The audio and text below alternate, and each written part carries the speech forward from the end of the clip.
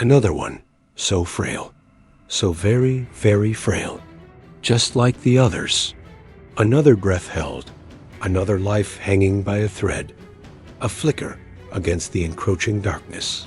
This is the sixth child, and each time the air grows heavier, the fear more. Suffocating. The silence in this room screams louder than any cry could. The hope, it's a fragile thing, easily crushed, and I feel it slipping away even as I speak these words. The weight of generations, of all those eyes watching, pressing down on this tiny, struggling form, it's unbearable. They say God grants miracles, but sometimes I wonder if he just grants burdens. This is not a strong cry, it's a lament. A quiet, desperate sound that tells a story before it has even begun. Is he strong? Tell me, I beg you, tell me he is strong. Is he a strong boy? Does he have life in him?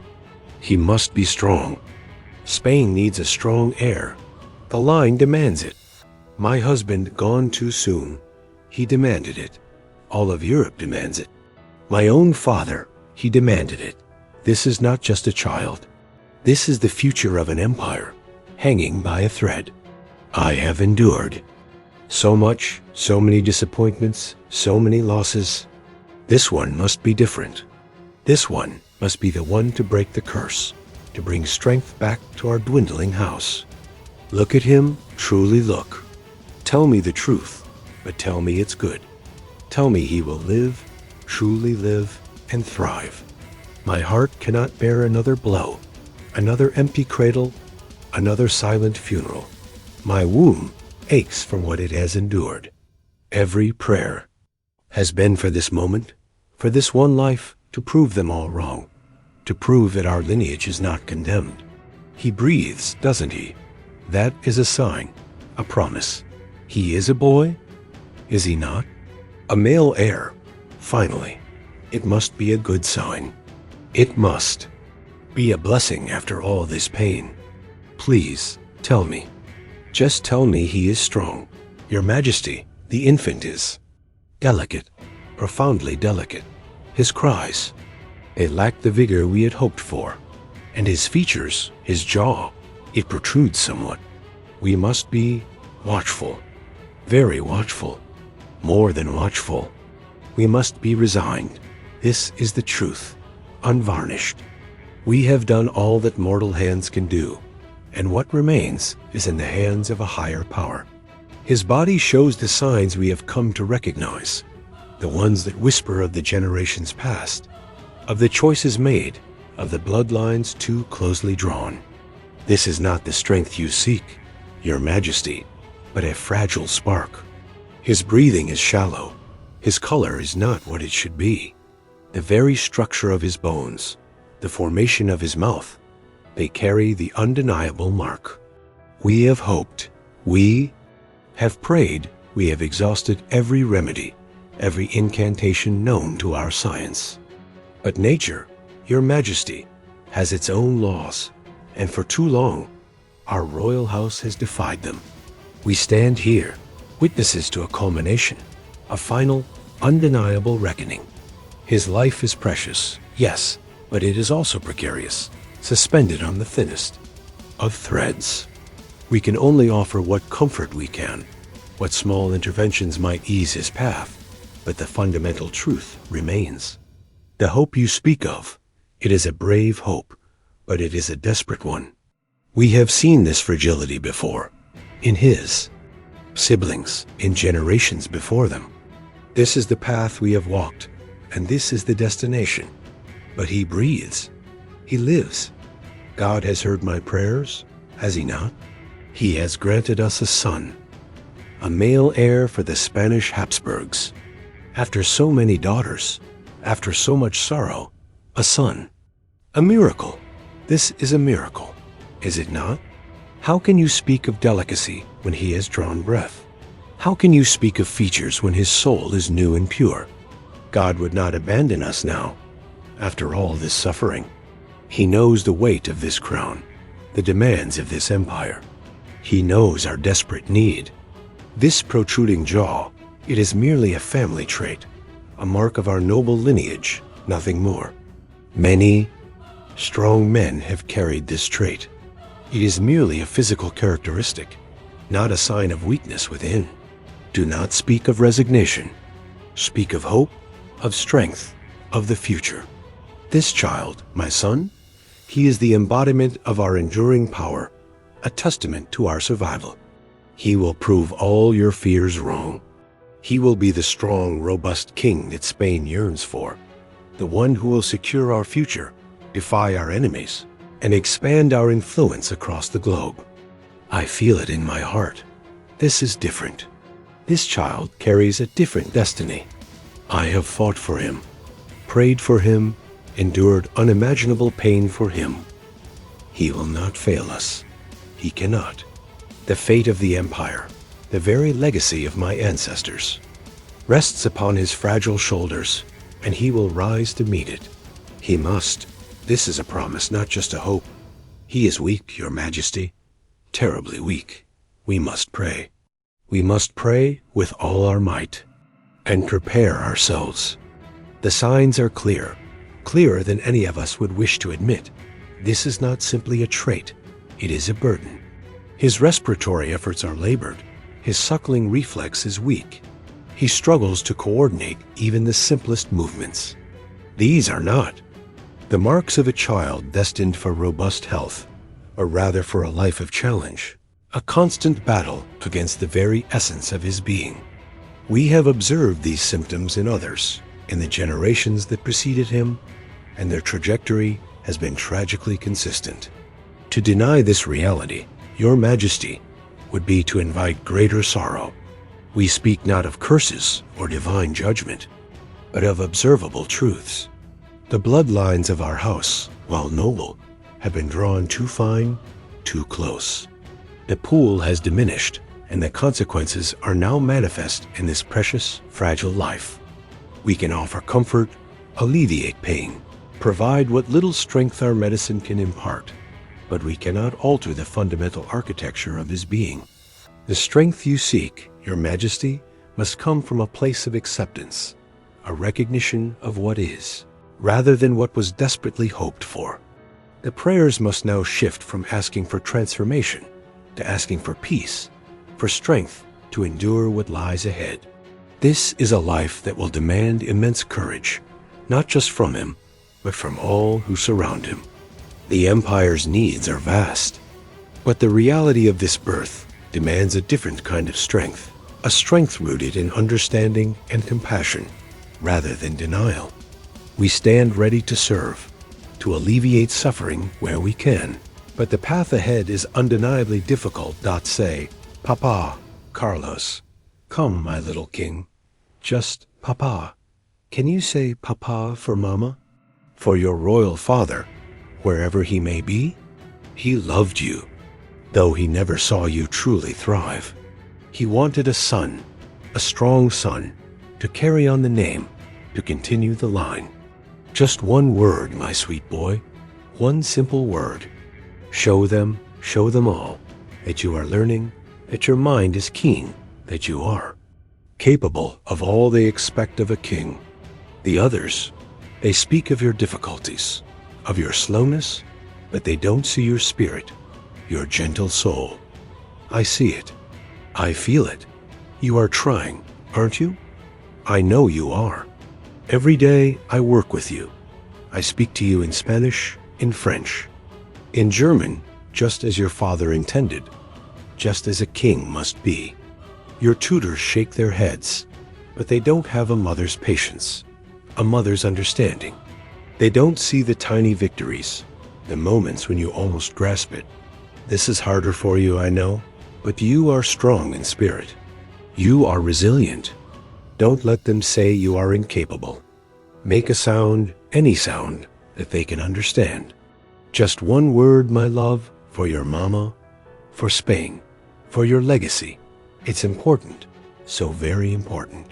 More than any grand victory on the battlefield, this small triumph here, in this room, would mean the world.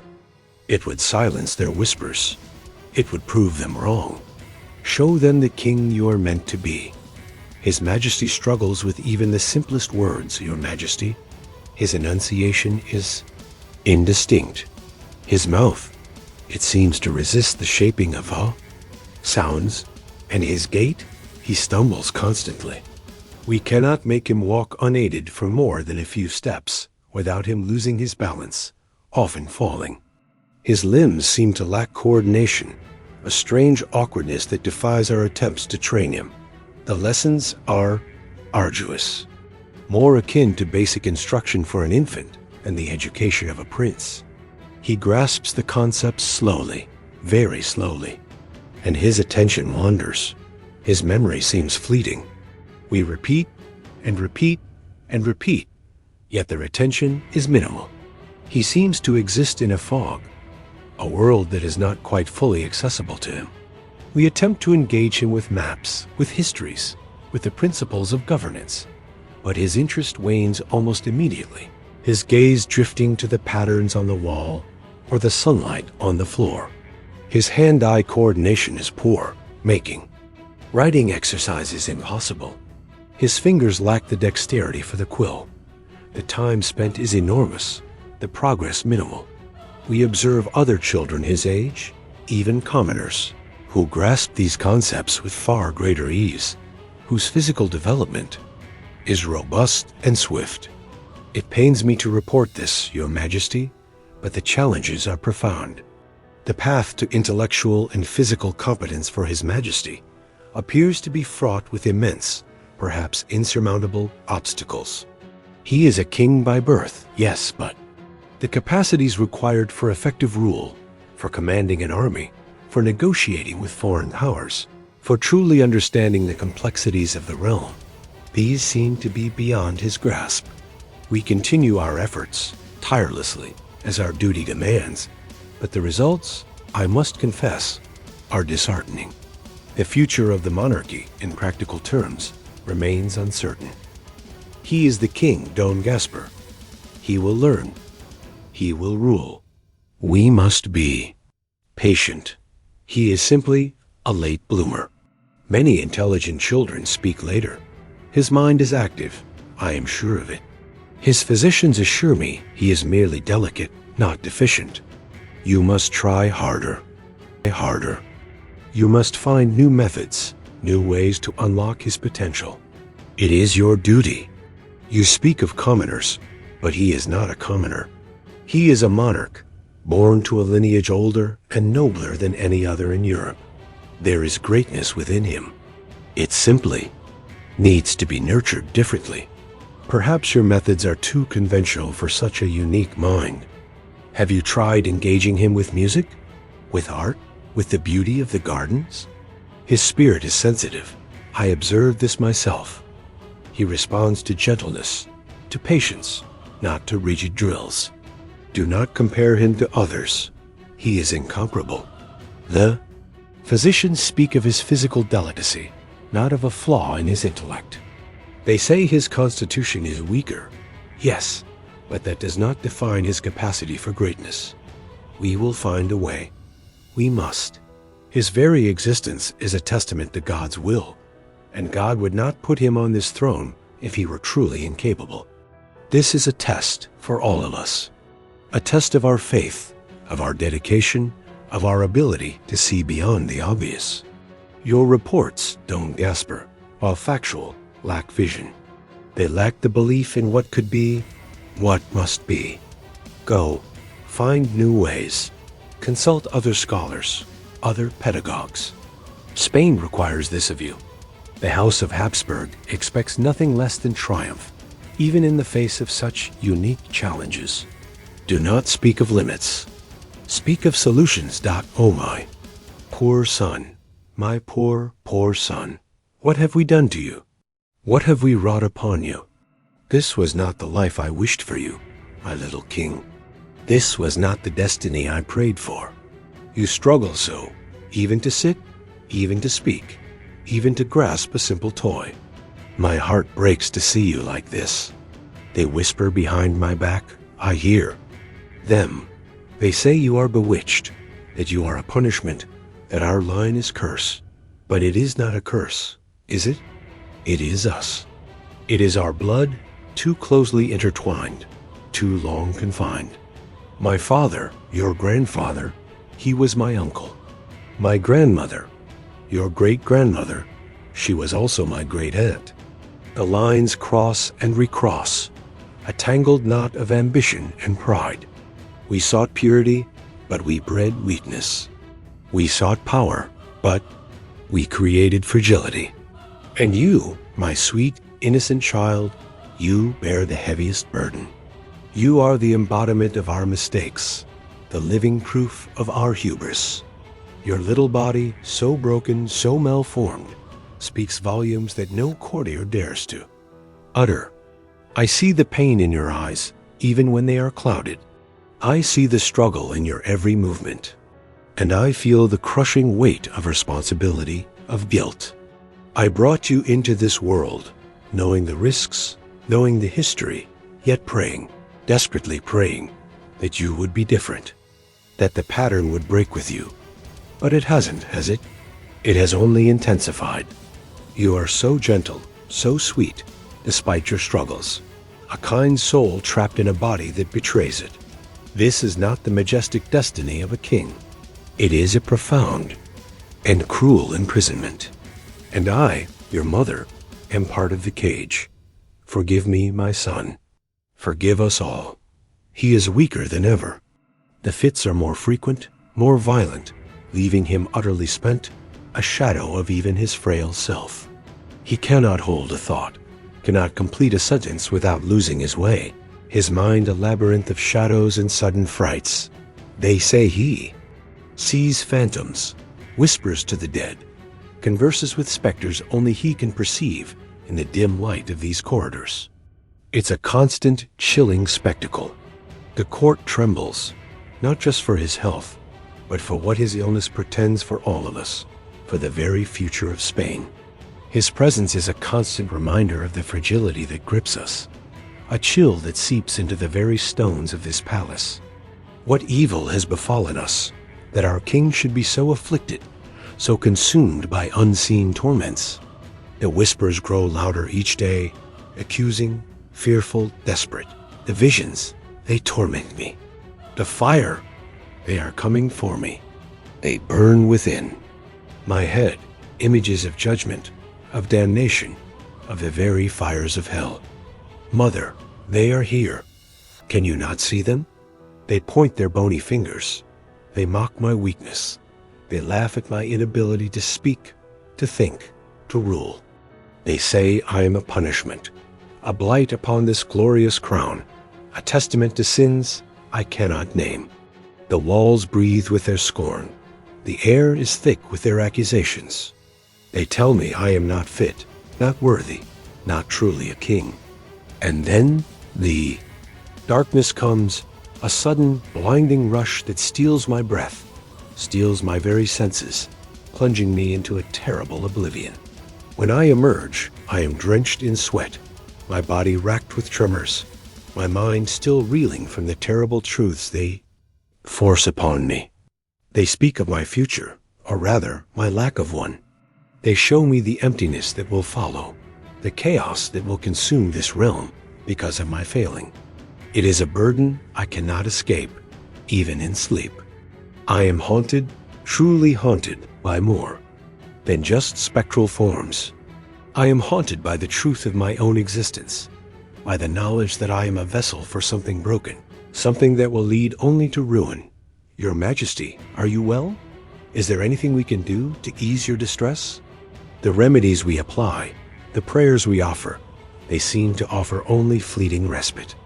We consult the most learned men, the most devout clergy, but this malady, it defies all understanding. It is a torment that seems to originate from within, a sorrow that grips the very soul. We have tried the most potent herbs, concoctions past, down through generations, incantations murmured by holy men, even attempts at exorcism, desperate measures for a desperate situation. But nothing, absolutely nothing, seems to break the hold of these afflictions. Your body remains frail, your mind troubled, your spirit constantly assailed. The court physicians are at their wits' end, their knowledge exhausted, their hope dwindling with each passing day. The very air around you seems to crackle with an unseen tension, a suffering that radiates from your very being. We merely wish to alleviate the burden, to bring some measure of peace to your tormented existence. Do you feel the prayers, Your Majesty? Do they bring you even a moment of calm amidst the storm? We see the weariness, the deep, profound exhaustion that consumes you. We try to strengthen your body, to nourish you, but it is as if the very life force within you is being slowly, relentlessly drained away. This is not simply an illness. It feels like a destiny, a cruel and inescapable fate. The king cannot produce. An heir.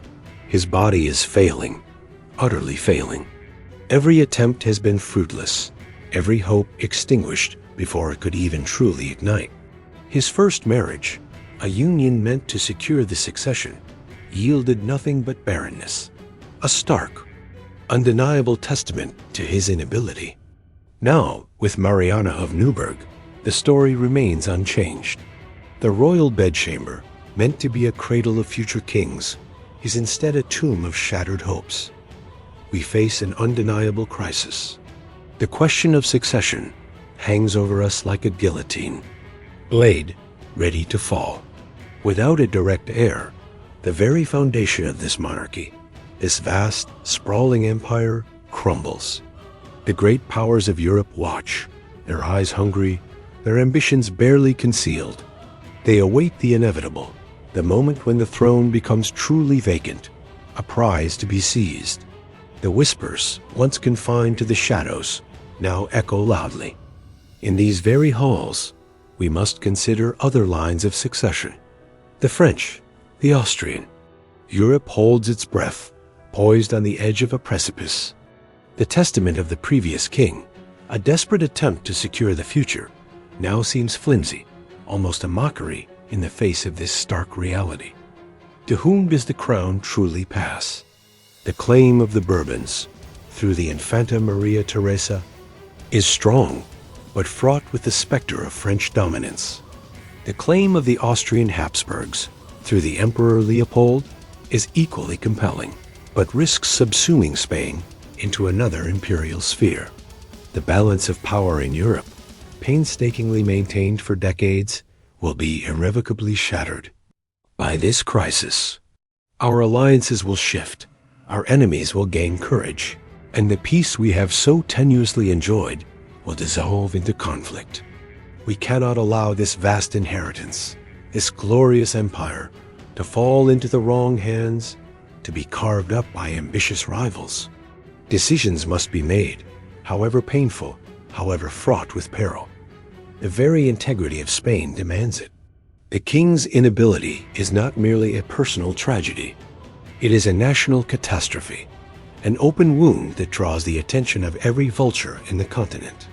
The future of this great nation depends on our wisdom, our foresight, and our courage to confront this harsh truth, to make a choice that will either preserve or utterly destroy what remains of our power and our legacy. You speak of him as if he were a beast. He is my husband. He is the King of Spain. A king, though afflicted, who carries the burden of this crown with what little strength he possesses. Do you not see the torment in his eyes, the suffering etched upon his face? Do you not understand the profound injustice of his plight? He is not a beast to be dissected, a specimen to be examined for flaws. He is a man, a soul, a sovereign, and he deserves your loyalty, your respect, your compassion, not your cruel, calculating assessment of his weaknesses. He did not ask for this burden, for this broken body, for this tormented mind. It was thrust upon him by a lineage that valued power above all else, a lineage that twisted the very essence of nature for its own ends. And now you condemn him for the consequences? You speak of succession as if his life means nothing, as if he is merely an obstacle to be bypassed, a problem to be solved. He is a man struggling against insurmountable odds, fighting a battle within his own flesh and spirit every single day. He loves this country. He yearns to serve it, even as his faculties betray him. To speak of him as a failed instrument, as a vessel incapable of fulfilling his purpose, is an act of profound cruelty. I am his wife, and I will defend him against your cold calculations, against your heartless pursuit of political expediency. He is the anointed monarch, and his life, however brief or troubled, is sacred. We must exhaust every possibility, every prayer, every hope, before we surrender to such bleak pronouncements. Do not strip him of his dignity while he still draws breath. Do not extinguish the flickering flame of his spirit before it has truly gone out. He is fading. There is nothing more to be done. His pulse is thready, his breathing shallow, each gasp a struggle against the encroaching darkness. His body, once frail, is now utterly ravaged, a vessel almost entirely consumed. The tremors are constant, the fevers relentless, burning through him like an inferno. We have administered every known remedy, every palliative, every prayer, but the decline is irreversible. His internal organs, those we can discern, are failing one by one. His lungs sound like rattling leaves. His heart beats with a weak, irregular rhythm, a bird caught in a dying cage. The fluids do not nourish him. The medicines do not heal him. He is dissolving before our very eyes, a terrible, agonizing dissolution that we are powerless to halt. This is not simply a disease. It is the culmination of generations, the final, inescapable payment for a debt long accumulated. The very essence of his being is being consumed from within, a process that began at his birth and has now reached its inevitable, tragic conclusion. We can only stand by, offer what small comfort we can, and witness the final moments of a life that was doomed from its very inception. The suffering in his eyes, the silent plea for release, it is almost unbearable to witness. We have fought, we have tried, but destiny, a biological destiny wrought by human hands, has claimed its final victim. Align, your Majesty. The line has reached its end. Hold on, my love. Fight. Don't leave me. Don't leave Spain. You are so brave, so strong, even now, enduring this torment. I know you hear me. I feel your hand in mine, still warm, still clinging to life. This cannot be the end. We have so much yet to do, so many years ahead. I have tried to make you happy, to bring joy into your burdened life. I have nursed you through fevers, comforted you through fits, whispered words of love and hope into your ear, even when you could not speak. I have prayed ceaselessly, poured out my heart before God, begging for a miracle, for strength, for a sign that your suffering would finally end in peace, not in this agonizing departure. The court, they speak of the succession, of what will happen after you are gone, but they do not speak of you, of the man, the husband, the soul who lies here, fighting for every breath. They see only a vacant throne, a political problem to be solved. But I see you, my Carlos, my dear, sweet, gentle king. You endured so much without complaint, suffering in silence, carrying a burden no man should ever bear. Your life was a testament to pain, but also to a quiet, enduring strength. I will not leave your side, not until the very last breath. Let me be your comfort, your anchor in this final storm. Let me hold you, my love, as you embark on this last, solitary journey. Your spirit is pure, untainted by the physical deformities that have plagued your body. May it find peace, a peace you never truly knew in this world. This silence that grows around us, it is not just the silence of a room. It is the silence of an era, the silence of a dynasty finally breathing its last. He is fading. There is nothing more to be done. He has slipped beyond the reach of our mortal arts, beyond the grasp of any earthly cure. The signs are unambiguous, a universal language of finality. His body, once so frail, is now a mere shell, its vitality extinguished. The tremors, once sporadic, now sees him in constant, agonizing waves. The fevers, relentless and unyielding, burn through him like an inferno, consuming the last embers of his life. We have administered every known remedy, every palliative, every desperate measure passed down through generations of healers, but the decline is utterly irreversible. His internal organs, those we can discern through the delicate touch of our hands and the slight swellings they reveal, are failing one by one, succumbing to an overwhelming systemic collapse. His lungs produce a wet, rattling sound with each. Shallow breath, a sound like dry leaves rustling in a desolate wind, struggling to draw air into their corrupted tissue. His heart beats with a weak, irregular rhythm, a frantic, desperate flutter like a bird caught in a dying cage, its strength ebbing with every beat. The precious fluids we attempt to administer, the nourishing broths, they do not sustain him. They merely pass through, offering no true strength. The medicines we pour into him, carefully concocted to alleviate his torments, they do not heal him. They merely offer a fleeting, superficial comfort before the pain reclaims its hold. He is dissolving before our very eyes, a terrible, agonizing dissolution that we are powerless to halt, witnesses to a process that began at his birth and has now reached its inevitable, tragic conclusion. This is not simply a disease that can be named and treated. It is the culmination of generations, the final, inescapable payment for a debt long accumulated, a biological reckoning that has finally come due. The very essence of his being is being consumed from within, a process that began at his first weak breath and has now intensified beyond any intervention.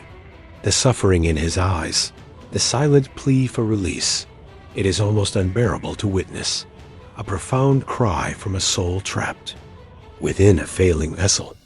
We have fought, we have tried, with every fiber of our being, with all the knowledge at our disposal, but destiny, a biological destiny wrought by human hands, has claimed its final victim. The line, Your Majesty, the royal line has reached its end in this very bed, in this very room. There will be no continuation, no direct legacy.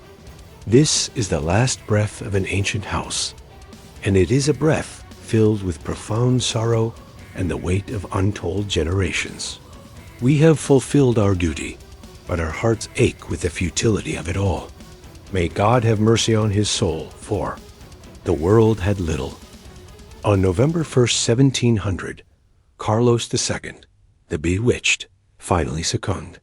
His death was not just the end of a life, but the definitive end of the Spanish Habsburg dynasty, a line that had once dominated Europe. The autopsy revealed a body riddled with disease, a horrifying testament to centuries of genetic degradation. A single shriveled testicle, a grim symbol of his inability to procreate. A heart the size of a peppercorn, too small and weak to sustain. His struggling form, lungs corroded and riddled with abscesses, making every breath a torment. Intestines rotting, unable to process nourishment, leading to constant agonizing digestive issues. And a brain filled with fluid, likely contributing to his cognitive disabilities and mental torment. His body was a grim testament to the genetic debt accumulated over 2 centuries, a stark, scientific indictment of the Habsburgs' incestuous practices. Mariana of Neuburg wept openly, her grief a raw, agonizing contrast to the almost clinical detachment of the physicians, who viewed the event with a mix of scientific curiosity and grim resignation. The crown of Spain, once a symbol of immense power, now hung heavy over an empty throne, its future suddenly thrown into a terrifying, chaotic void. The entire court, even those who had whispered against him, felt the chilling weight of the moment. The silence that fell after his last breath was not one of peace, but of profound uncertainty. a terrifying vacuum that would inevitably draw in the ambitions of every power in Europe. This was not merely the death of a king. It was the death of an epic, the final shuddering gasp of a dynasty that had consumed itself from within. The grand drama of his life, a slow, agonizing descent, had reached its harrowing conclusion, leaving behind only the cold, unyielding reality of a kingdom without a direct heir, poised on the brink of unimaginable conflict. The death of Carlos, too, plunged Europe into the War of the Spanish Succession, a brutal conflict that reshaped the continent for decades, a struggle for control over the very carcass of an empire. But beyond the political machinations, beyond the shifting alliances and the bloody battlefields, lies the profound human cost. Carlos was born not to rule, but to die, his life a predetermined path of suffering.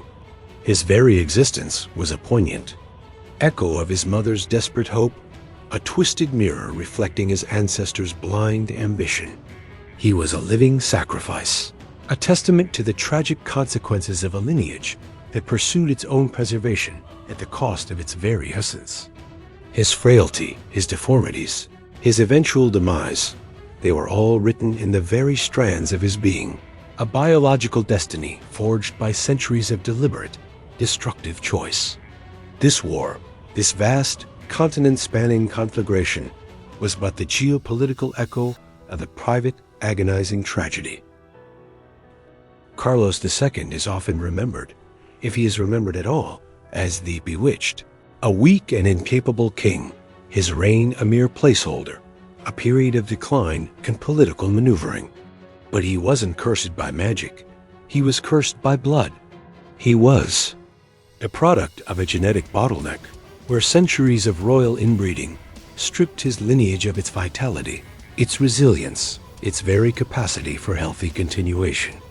His pronounced deformities, his profound cognitive struggles, his absolute inability to produce an heir, they were all a direct, undeniable consequence of a deliberate strategy to maintain power through exclusive, self-destructive unions. The purity they sought became the poison that consumed them. Look around you at these cold, grand tombs. This vault holds the remnants of an empire that built its power on the bodies of its own children, a foundation laid with sacrifice and suffering. Carlos II is not merely a historical footnote. He is a stark physical reminder that some traditions, some strategies, no matter how politically expedient, carry an unbearable human cost, a price exacted not in gold or land, but in flesh and spirit. His story isn't just about a king who couldn't rule. It's about a man unmade by his own family, a life sacrificed on the altar of dynasty, a warning etched in bone and blood for all time. His life, a fragile, agonizing journey, ended at a mere sea. 38 years, yet in that time, he experienced a suffering that few could comprehend. His illnesses were chronic, debilitating, a litany of ailments that no physician of his time, nor indeed of ours, could truly cure. He suffered from severe gastrointestinal issues, constant fevers, epileptic fits that racked his body and mind, kidney disease, and frequent, debilitating infections. His physical deformities were not merely cosmetic. The notorious Habsburg jaw was so pronounced that he could barely chew his food, leading to chronic malnutrition. His oversized tongue often made speech almost impossible, compounding his intellectual difficulties. He was essentially a prisoner within his own failing body, unable to truly connect with the world around him, unable to fully participate in the life he was born to lead. The burden of the crown, meant for robust shoulders, crushed his fragile frame. His marriage's political necessities were devoid of the possibility of love or progeny, adding another layer of personal anguish to his already tormented existence. He longed for a son, for the continuation of his line, just as his ancestors had, but his body betrayed him in the most fundamental way. His entire life was a slow, agonizing descent into physical and mental decay. A direct consequence of a genetic lottery he was destined to lose, rigged by generations of his own family. And when he died, the peace he found was merely the peace of oblivion, a release from the relentless torment that had defined his every waking moment. His was a life lived under a microscope, constantly observed, constantly judged, yet utterly misunderstood. His legacy, though often overshadowed by the war that followed, is one of profound historical significance. He embodies the very end of an era, the ultimate collapse of a centuries-old policy. The very concept of pure blood, so religiously guarded by the Habsburgs, proved to be their undoing, a testament to the biological truth that diversity and regeneration are vital for survival. The War of the Spanish Succession, which tore Europe apart for over a decade, was the violent external manifestation of the internal rot that had consumed Carlos II. His inability to produce an heir directly led to the dynastic struggle, drawing in France, Austria, England, and the Netherlands, redrawing the map of Europe and shifting the balance of power irrevocably. The lines of succession, so meticulously crafted, became lines of battle. His life, short and filled with agony, served as the ultimate, chilling lesson that even the most powerful dynasties can be undone by their own self-serving, biologically unsound choices. He was the last of his kind, a living, breathing, suffering monument to the consequences of unchecked ambition and the relentless pursuit of a flawed ideal. His quiet, agonizing death reverberated across a continent, setting off a storm of conflict that consumed millions. He was the unwitting catalyst, the broken piece that shattered the fragile peace of Europe. And in that shattering, a new world began to emerge, built on the ashes of his agonizing demise. His story is not just a tale of a king. It is a profound historical parable about the ultimate price of genetic arrogance, a stark reminder that even royal blood can become a curse.